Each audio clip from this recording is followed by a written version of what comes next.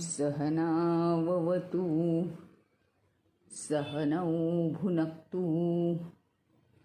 सह वीर्यं करवावहै तेजस्विनावधीतमस्तु मा विद्विषावहै।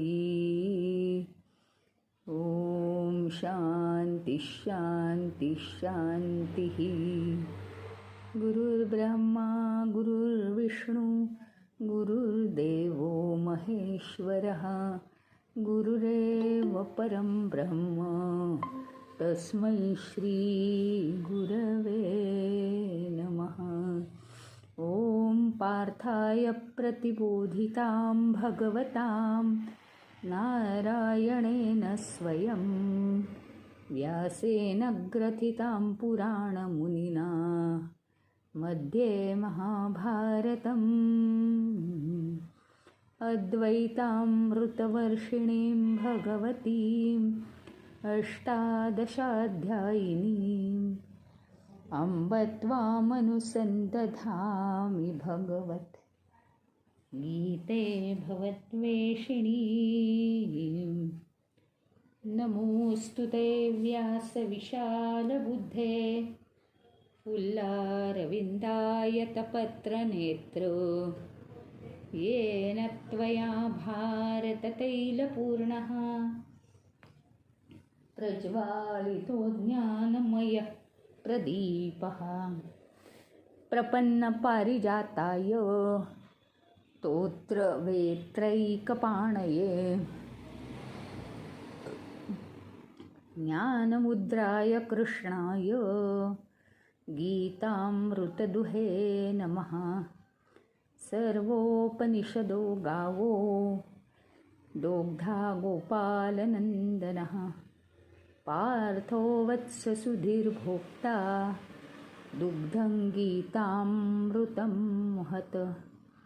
वसुदेवसुतं देवं कंसचाणूरमर्दनं देवकी परमानन्दं कृष्णं वन्दे जगद्गुरुं। कृष्णं वन्दे जगद्गुरुं।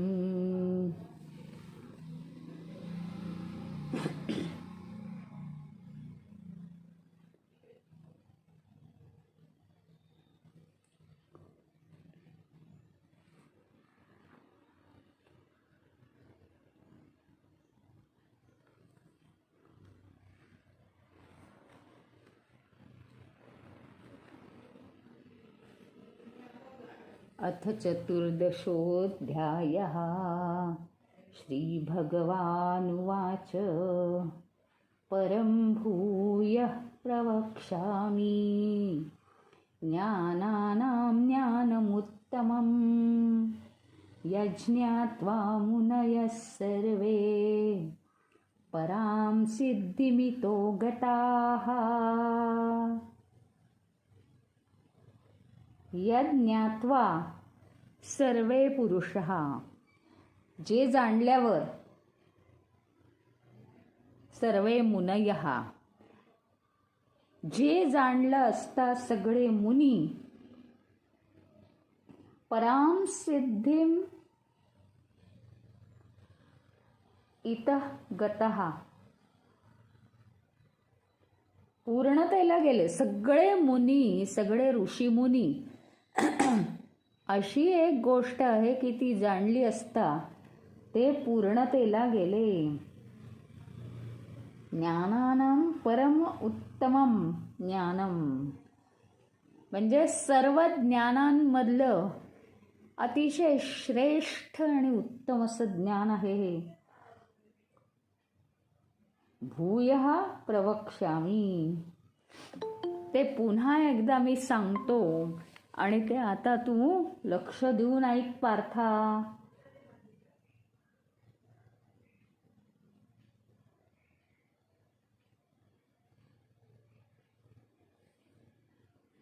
काय आहे बघा तुम्ही, सर्वसाधारणपणे जीवन कसं आहे की पहिली गोष्ट म्हणजे सर्वसामान्य माणूस हा तर गोंधळलेलाच आहे, त्यात प्रश्नच नाही आहे.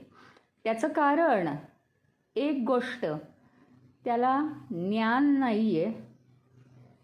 म्हणजे कोणत्याच गोष्टीचं पूर्ण ज्ञान घेण्याची जी क्षमता असते तीच मुळी सामान्य माणसाच्या ठिकाणी नाही आहे. निर्णय घेण्याची क्षमता असते तीच सामान्य माणसाच्या ठिकाणी नाही आहे. तर गोष्ट अशी आहे की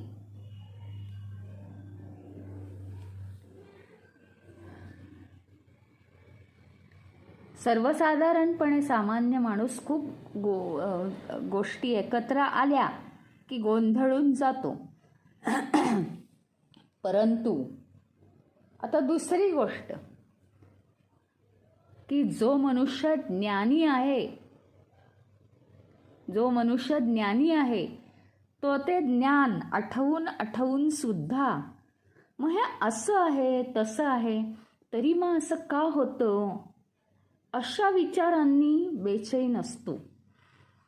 सर्वसामान्य माणसाची गोष्ट बाजूला राहू द्या, परंतु जो ज्ञानी मनुष्य आहे, जो ज्ञानाकडे झुकलेला आहे, तो ते ज्ञान घेऊन सुद्धा काही वेळेस गोंधळून जातो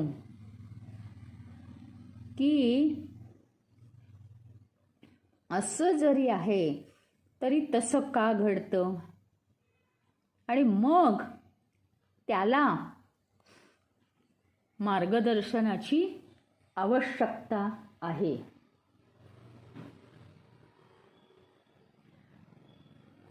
आता माणसाच्या मनामध्ये गोंधळ का होतो? अगदी सोपं आहे. पहिल्या अध्यायापासून आपण ऐकत आलोय.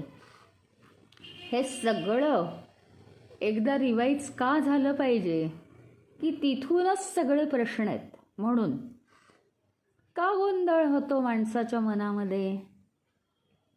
त्याचं कारण त्याचं सगळं पातं कुठं झुकलेलं आहे?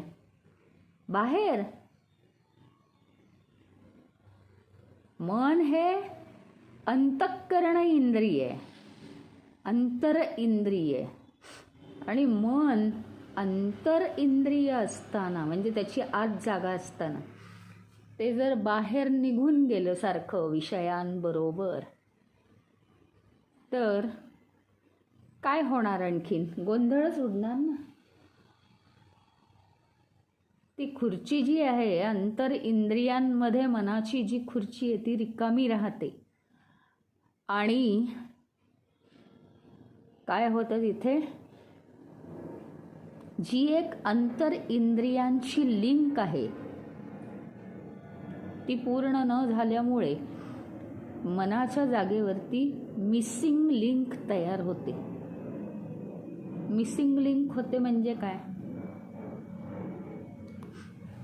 इंद्रियांनी आत आणलेली इन्फॉर्मेशन रिसीव करायला मन नाहीये, ते बाहेर जाऊन बसले. ही जी इन्फॉर्मेशन आहे ती फाईल पुढे सरकवून बुद्धीकडे न्यायची आहे विवेक करण्यासाठी. बुद्धीला आता विवेक करण्यासाठी कामच नाही, कारण जो इन्फॉर्मेशन आणून देतो, कागदपत्र पोहोचवतो, तोच ॲब्सेंट आहे. तो गेलाय बाहेर, विषयांमध्ये सामील झालाय. त्याच्यामुळे मनाच्या खुर्चीवरती तिथे एक मिसिंग लिंक तयार होते अंतर इंद्रियांची, आणि म्हणून हा गोंधळ चालतो.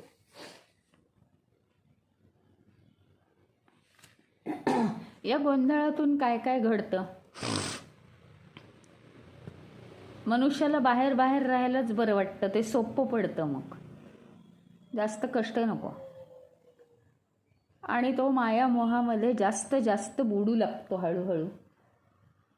दुसरी गोष्ट, आपण अगदी कसे आहोत? लिमिटेड. लगेच अगदी थोड्या थोड्या कालावधीनंतर कंप्लेनिंग मूड त्याला येतो माणसाला. हे असं आहे, ते तसं आहे, ते तसं आहे. याचं कारण त्याची ताकद पुरेशी पडत नाही तिथे. स्वतःला तो अतिशय लिमिटेड समजतो.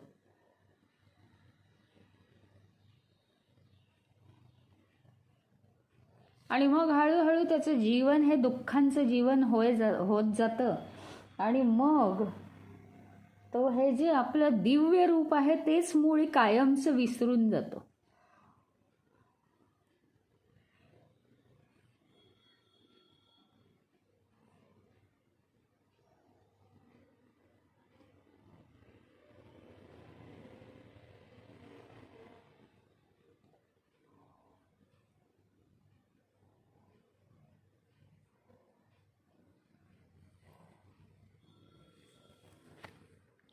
याच्यासाठी आपल्याला गुरुची आवश्यकता असते. पुन्हा पुन्हा ते लेसन्स आपल्याला मिळावेत म्हणून गुरु हवा असतो.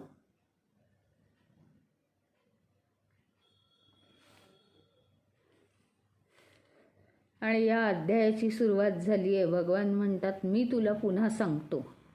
म्हणजे भगवंताची सुद्धा केवढी तळमळ आहे अर्जुनाप्रती.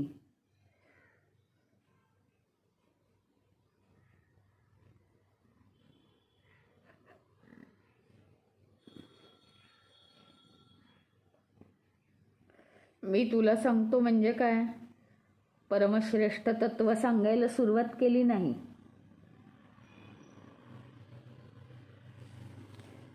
परंतु ज्या बेसिक काही गोष्टी जाणून घ्यायला पाहिजेत त्या बेसिक गोष्टींची उजळणी करण्यासाठी सुरू केलं. आणि प्रत्येक वेळी प्रत्येक अध्यायामध्ये वेगळ्या वेगळ्या गोष्टींचा आधार घेतला गेला आहे.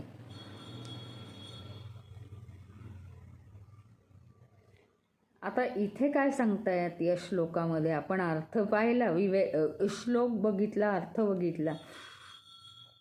असं परमश्रेष्ठ ज्ञान की जे जाणलं असता हे ऋषीमुनी जे आहेत ते पूर्णत्वाला पोचलेले आहेत. असं श्रेष्ठ ज्ञान भगवंत अर्जुनाला सांगण्याचा प्रयत्न करतायत. ज्ञानानां ज्ञानमृतम.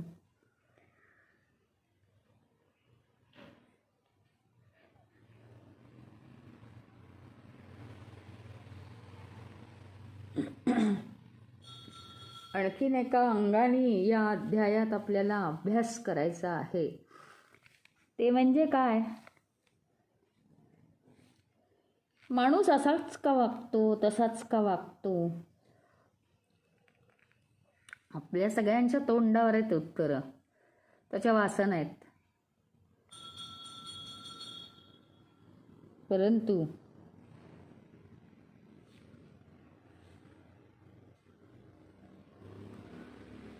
एक गोष्ट मात्र गांभीर्याने लक्षात घेतली पाहिजे की मनुष्य जे दिवसभर खरं खोटं वागतो त्या खोट्यातून त्याला स्वतःचं व्यक्तिमत्व खुलवायचं असतं आणि खऱ्यातून काही नसतंच विशेष बाकीचं म्हणून तो खरं बोलतो.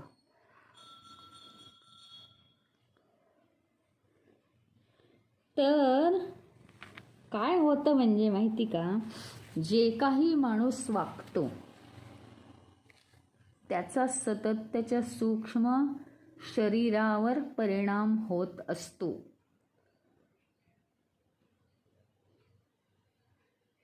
सूक्ष्म शरीर, आता मन, बुद्धी, चित्त, अहंकार ही सगळी सूक्ष्म शरीरच आहेत. ॲटोमॅटिक त्याच्यावर त्याचा परिणाम होतो. मनुष्य खोटं बोलत असेल, रागवत असेल, चिडत असेल तर बॉडी लँग्वेज, मनातले विचार,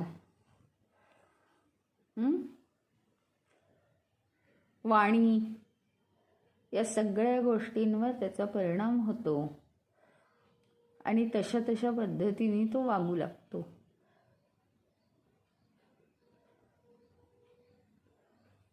त्यामुळे जे काही मनुष्य दिवसभर वागतो त्याचा त्याच्या सूक्ष्म इंद्रियांवर परिणाम होतो.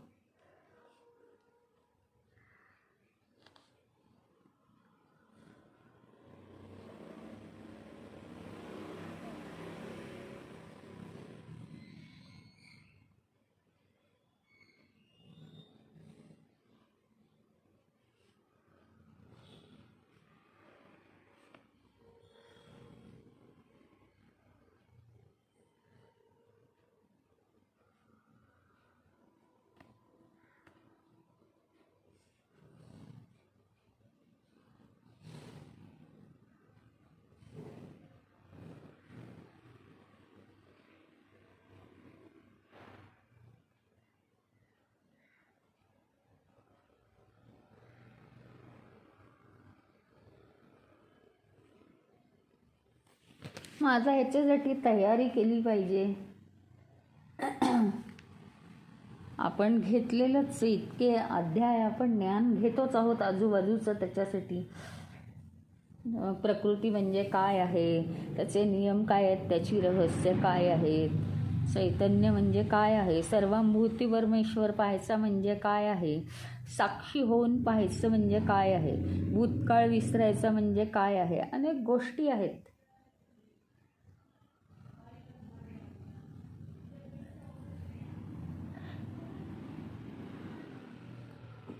आणि हळूहळू हे सगळं आचरणात आणून तो मनुष्य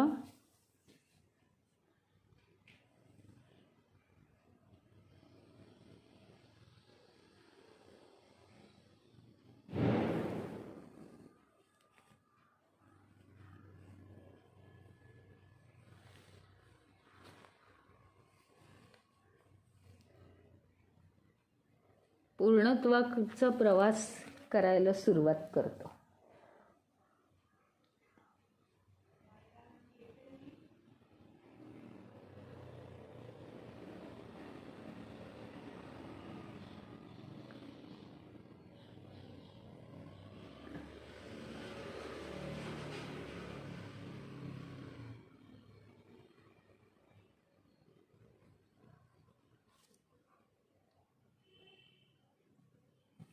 आपल्याला एक माहिती आहे पहा, की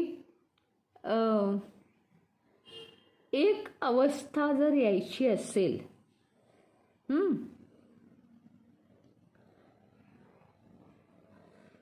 आता काय आहे की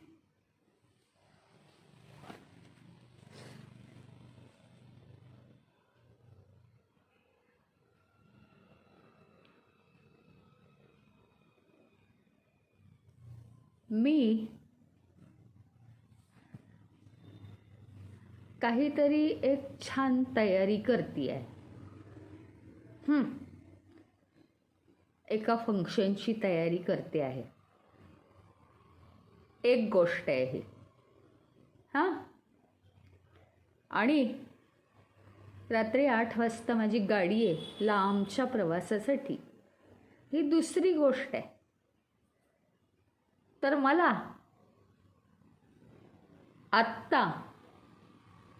आत्ताच्या वेळी मी काय करते, एका फंक्शनची तयारी करते. आत्ताच्या या वेळी मला गाडीचा विचार मनात आणून चालतो का?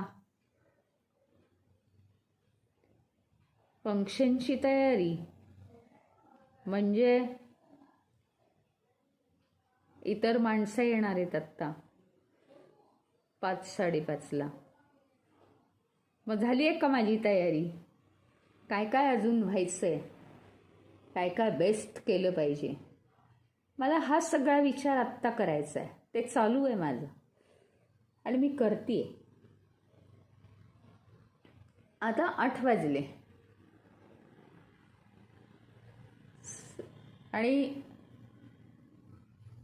अर्ध्या तासात गाडीची वेळ होणार.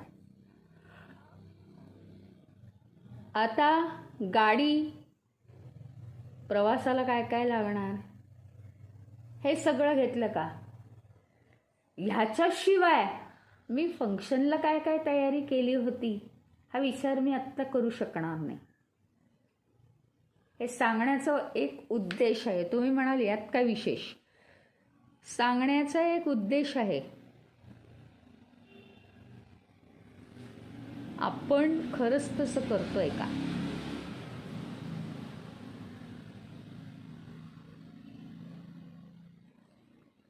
ज्यावेळी एक कालावधी चालू आहे, त्या कालावधीमध्ये ते कर्म चालू आहे, ती परिस्थिती आहे, त्यावेळी दुसरी परिस्थिती आणता येते का?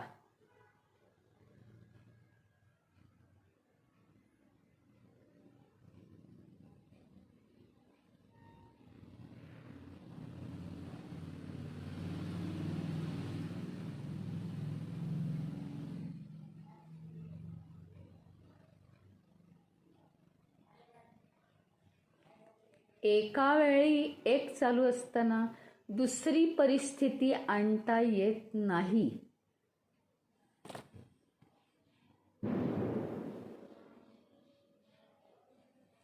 म्हणजे जर माझी गाडी असेल तर कितीही मी फंक्शनची चांगली तयारी केली असू दे, आता गाडीत बसेपर्यंत इतर कुठलाही विचार माझ्या मनात येऊन चालणार नाही. बस ते म्हणजे तेच.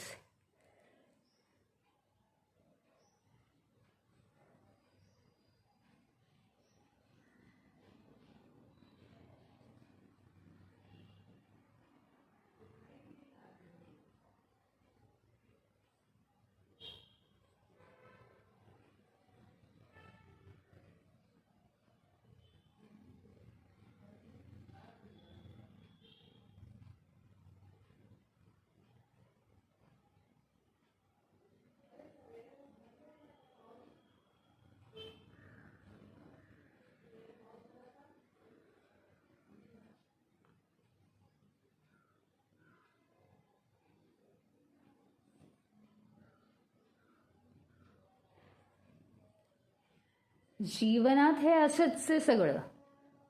संपूर्ण जीवन असंच भरलेलं आहे.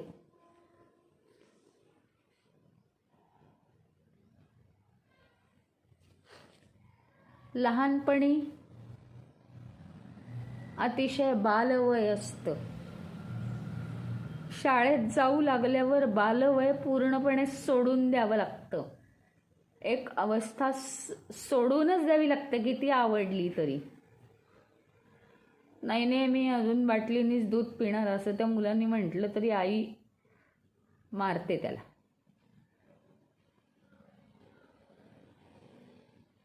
पुढे गेल्यानंतर अगदीच काही सगळं सांगायची जरूरच नाहीये.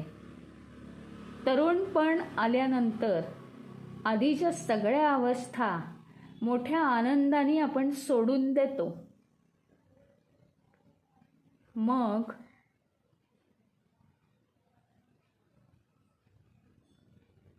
मग आपण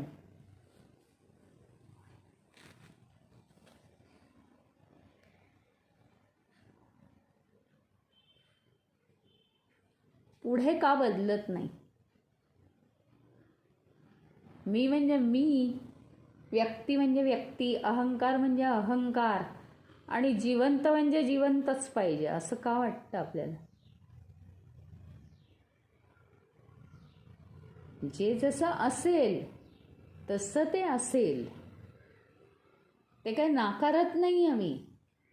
पण आत्ता जी परिस्थिती आहे त्याला पुढचं किंवा मागचं म्हणजे भूत किंवा भविष्य त्याला जोडता कामा नये. म्हणजे वर्तमान काळात राहिलं की सगळं सुरळीत चालतं. आणि वर्तमान काळात वेगवेगळी परिस्थिती येते. वर्तमान काळाशिवाय इतर कशाचाही विचार करायचा नाही. म्हणजे वर्तमान काळात जे आलंय ते सगळंच स्वीकारायचंय.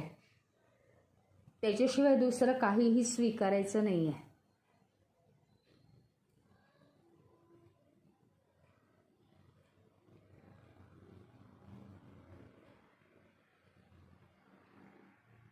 अहो, ते काल मला गोड आवडत नाही आणि लग्नाचं जेवण झालं आणि ती जिलेबी होती ना. हो बाबा, ठीक आहे, लग्न होतं एखाद्याचं तर स्वीकारली आम्ही जिलेबी. पण आज हे काय, फोडणीचा भात, तोही स्वीकारू? काही संबंध नाही. कालचं स्वीकारायचंच नाहीये. पहिली गोष्ट, भूतकाळ स्वीकारायला जाऊ नका. भूतकाळ विसरायचा आहे. नियम आहेत भगवंताचे कडक. भूतकाळ विसरायचा आहे. त्याच्यावर विचारच करायचा नाहीये. विचार हा फक्त वर्तमान काळावर करायचा आहे. स्वीकार भाव हा फक्त वर्तमान काळाचाच करायचा आहे. भविष्य तुम्हाला कोणीच विचारत नाही. कोणी भविष्य सांगणारा आहे का असं कोणीतरी विचारत होतं. दुसऱ्यांनी सांगितलं अगणित भविष्यकार आहेत. म्हणजे उद्या काय होणार, उद्या पाऊस येणार का, असं होणार आहे का, तसं होणार आहे का, उद्या कंपनी बंद पडणार आहे का, सगळं उद्याबद्दल सांगतात. लोकांना उद्याचं माहिती असतं, आजचं माहीत नसतं.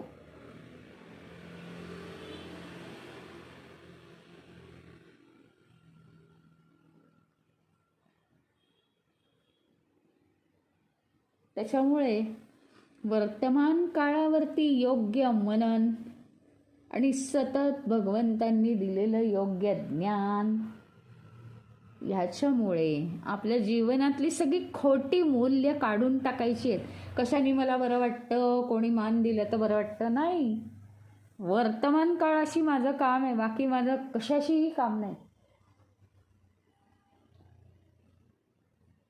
आणि असं करत करत जर आपण ज्ञान घेत गेलो तर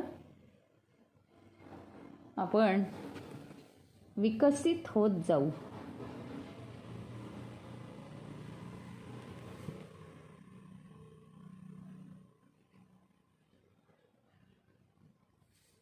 आणि खरोखरी भगवानांचं काय म्हणणं आहे आता माहिती का, की हे जे मी तुम्हाला सांगतो आहे, खरोखरी तुम्ही योग्य ज्ञान घ्या. आणि पहिला श्लोक आहे ना लक्षात, असं श्रेष्ठ ज्ञान जे ज्ञान घेतलं असता ऋषी मुनी सुद्धा परिपूर्णतेला पावलेत. भगवंत म्हणतात, अहो ऋषी मुनींनी तर स्वतःनीच साधना केली होती, मी असं काय विशेष केलंय, काही नाही. सामान्य माणसाला कठीण आहे. आणि मी पुन्हा पुन्हा अर्जुना तुला सांगतो, सामान्य माणसाचा नेता म्हणून, पुढारी म्हणून, लीडर म्हणून, की जे ज्ञान अतिशय परमश्रेष्ठ आहे आणि परिपूर्णतेला नेतं, ते मी आता तुला पुन्हा पुन्हा सांगीन आणि तुझं कल्याण करून टाकीन. इदं ज्ञानम् उपाश्रित्य मम साधर्म्यमागताः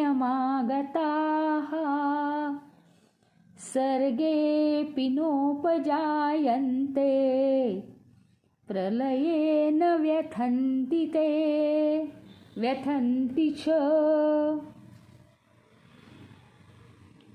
इदं ज्ञानम् उपाश्रित्य, आश्रित्य, उप म्हणजे जवळ, जवळ येऊन या ज्ञानाचा जर आश्रय करून घेतला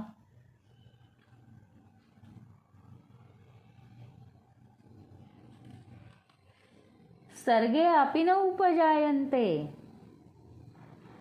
म्हणजे ते उत्पत्तीच्या वेळी सुद्धा जन्माला येत नाहीत. च प्रलये न व्यथंती, आणि प्रलयाच्या वेळी सुद्धा जे विचलित होत नाहीत. फार कठीण नाही आहे बरं काही भाषा, तुम्ही फक्त कॉन्सन्ट्रेट करून ऐका. सर्गः अपि न उपजायन्ते प्रलयः न व्यथन्ति ते.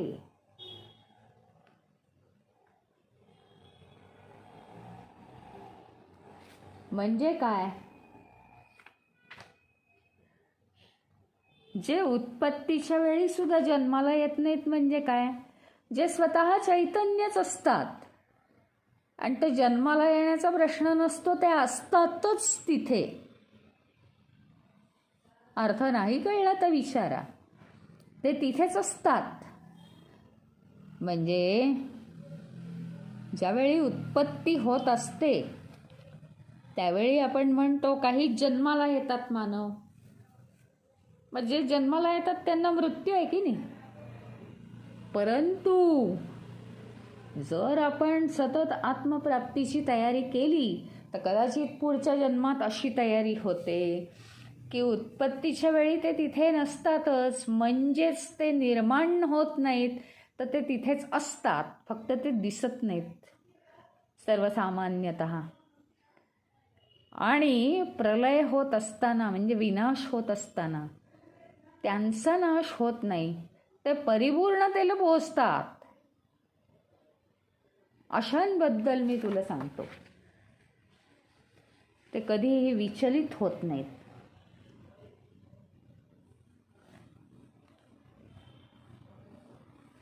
म्हणजे या ज्ञानाचा आश्रय करून, हे ज्ञान प्राप्त करून जे माझं स्वरूप प्राप्त करून घेतात ते उत्पत्तीच्या वेळी जन्माला येत नाहीत आणि प्रलयाच्या वेळी त्यांचा नाशही होत नाही.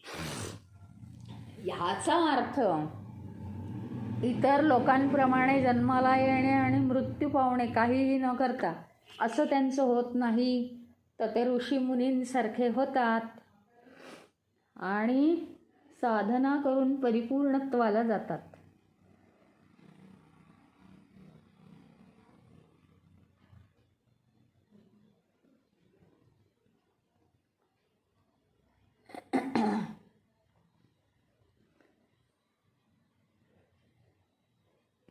शंकराचार्य काय म्हणतात? साधर्म्य म्हणजे गुणांचं साधर्म्य असं नाही, तर काय माहिती का? समान धर्म.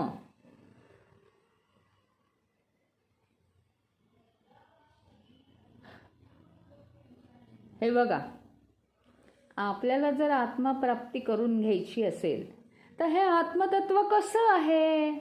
निर्गुण, निराकार.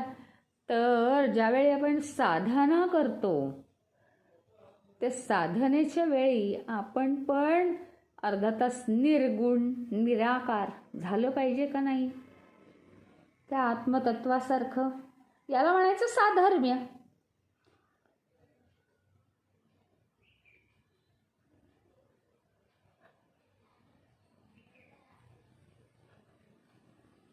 एकरूप होणं किंवा गुणधर्मानी एकतानता साधणं असाही वेगवेगळा अर्थ घेता येईल.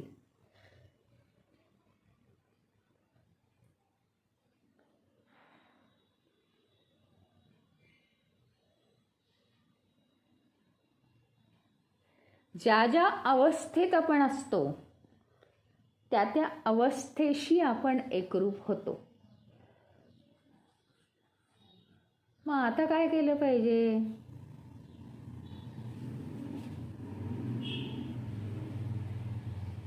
चैतन्य प्राप्त करण्यासाठी चैतन्य या अवस्थेशी आपल्याला एकरूप व्हायला पाहिजे. ते कसं कसं आहे ते गुण आपल्याला अंगी बांधले पाहिजेत.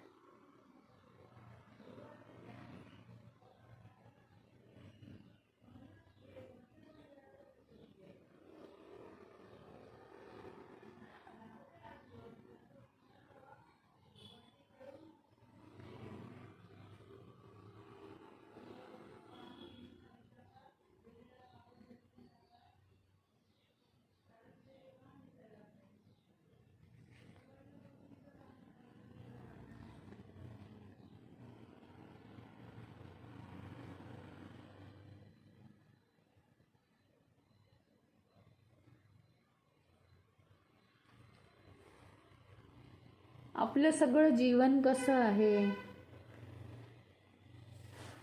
आपलं जीवन म्हणजे काय आहे? आपल्या वासना वगैरे तर आहेत, आपला अहंकार वगैरे तर आहे, परंतु आपल्या काळामध्ये आजूबाजूला अव्हेलेबल असलेल्या गोष्टी, हा पण एक विषय आहे ना.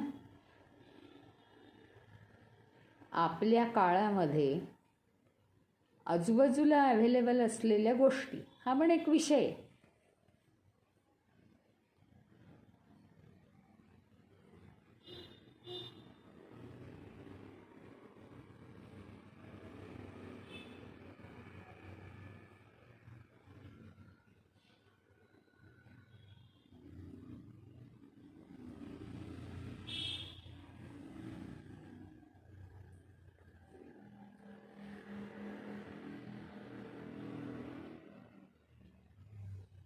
आणि आपल्याला हे बाकीचं सगळं माहिती आहे की आपण कशामध्ये अडकलेलो आहोत. मोहमायेमध्ये अडकणं म्हणजे काय की एखाद्या गोष्टीचा कर्म करत असताना त्या कर्माबद्दल व्यवस्थित विचार न करता आजूबाजूला अव्हेलेबल असलेल्या गोष्टींच्या मोहमायेत जाणं, हे सगळं आपल्या दुःखाचं मोठं कारण आहे.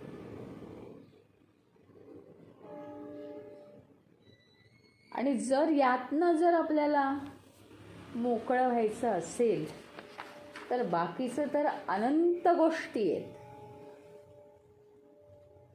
त्या लक्षात ठेवल्याच पाहिजे.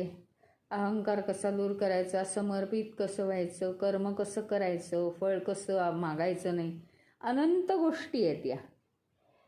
परंतु सगळ्यात महत्त्वाची गोष्ट म्हणजे आत्ताच आपण म्हटल्याप्रमाणे आपण काय केलं पाहिजे, फक्त वर्तमान काळात जे आपल्या समोर आहे त्याच्याशी एकरूप झालं पाहिजे. मग आता एक गोष्ट होते की आपण असा एक काळ येतो साधनेचा काळ, अर्ध्या तासाचा साधनेचा काळ. तर साधनेच्या काळात आपण फक्त आत्मतत्वाबद्दलच विचार करणार आहोत, इतर गोष्टींबद्दल विचार नाही. सगुणाचं जप ध्यान वगैरे काही नाही, ते झालं सगळं करून. केवळ आत्मतत्वाचा विचार करणार आहोत. अशा वेळी आपला नियम काय सांगतो, वर्तमान काळामध्ये जे आहे त्याचाच संपूर्ण सखोल विचार करायचा. एक अत्यंत मोठा लेसन भगवंतांनी आपल्याला दिलेला आहे.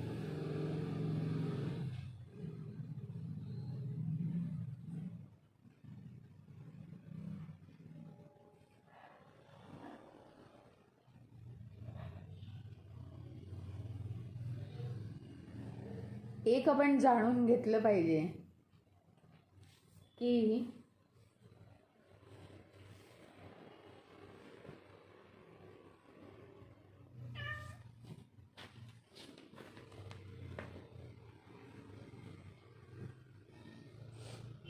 एक जाणलं पाहिजे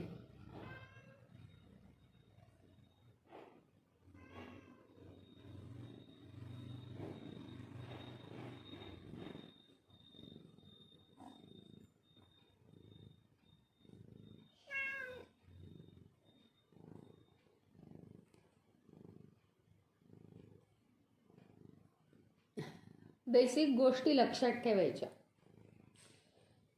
मनावर संयम पाहिजे आणि मुख्य म्हणजे या विश्वामध्ये दगड माती गोट्यापासून ते संपूर्ण सगळ्या गोष्टी, जरी जडचेतन दिसत असलं आपल्याला तरी सुद्धा ते काय आहे, चैतन्यच आहे. चैतन्यच आच्छादलेलं आहे त्याला.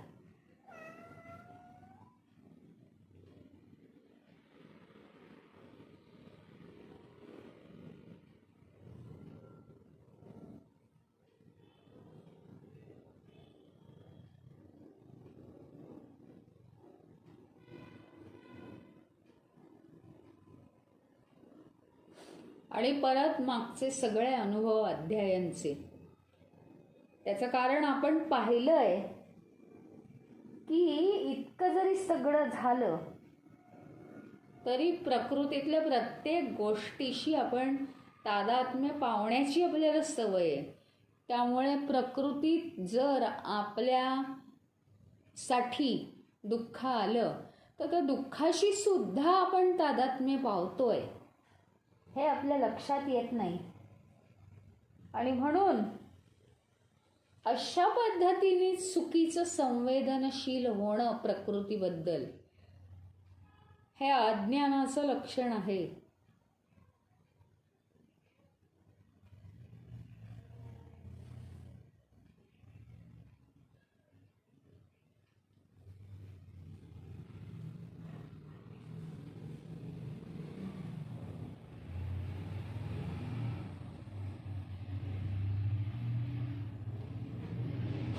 क्षेत्र आणि क्षेत्रज्ञ, मागच्या अध्यायात आपण बघितलं. क्षेत्र आणि क्षेत्रज्ञ, तर क्षेत्र आणि क्षेत्रज्ञ यांच्यात जोड्या आहेत बरं का, अनेक, एकच नाहीये.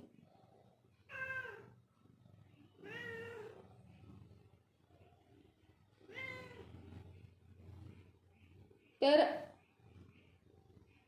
या विश्वामध्ये क्षेत्र आहे प्रकृती आणि क्षेत्रज्ञ आहे पुरुष. पुरुषच सगळ्या गोष्टींना प्रेरणा देतो. पुरुष प्रेरणा देतो आणि चैतन्य प्रकाशित करतो. पुन्हा पुन्हा रिवाइज करतो आहोत आपण. आता प्रकृती आणि पुरुष यांच्या तादात्म्याने माया चालते. ही सृष्टी चालते. असंच जर झालं तर पुढे आणखीन एक आपण म्हटलं होतं, क्षेत्र क्षेत्रज्ञ काय आहे. क्षेत्र म्हणजे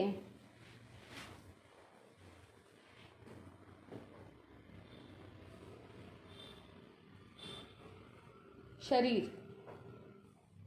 देह.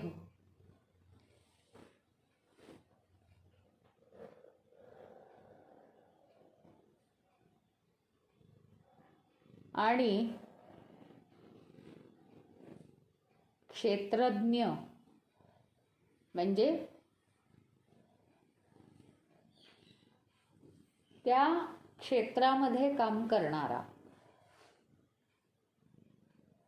म्हणजे हा पुरुषच.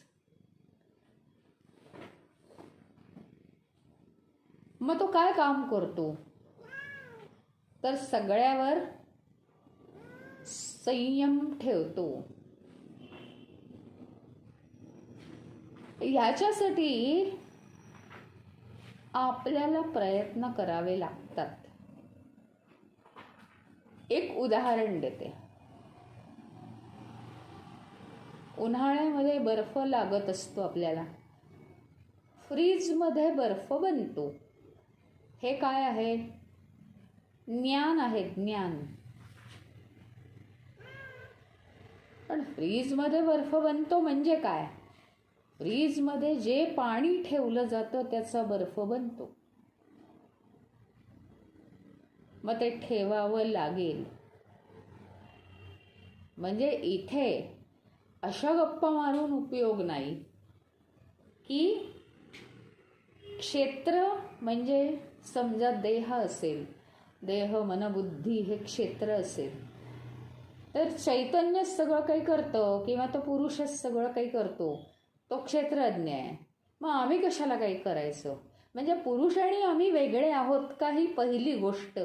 आणि दुसरी गोष्ट, बर्फाचं उदाहरण लक्षात ठेवावं की पुरुषच सर्व काही करतो आणि क्षेत्र विकसित करतो, म्हणजे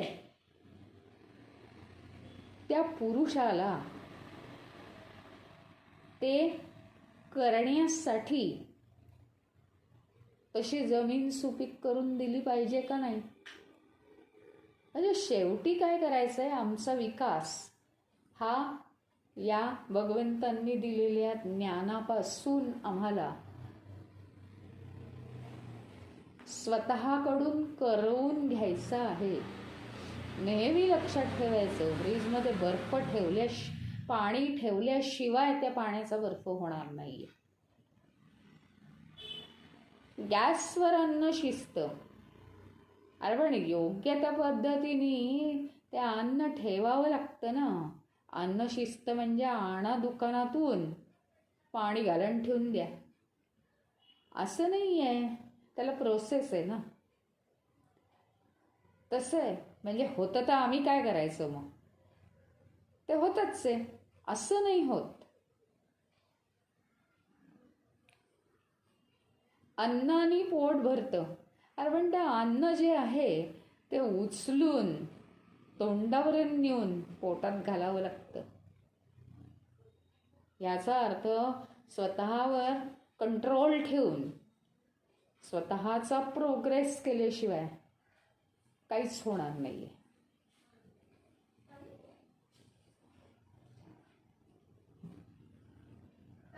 थांबूया इथे थांबूया. प्रार्थना.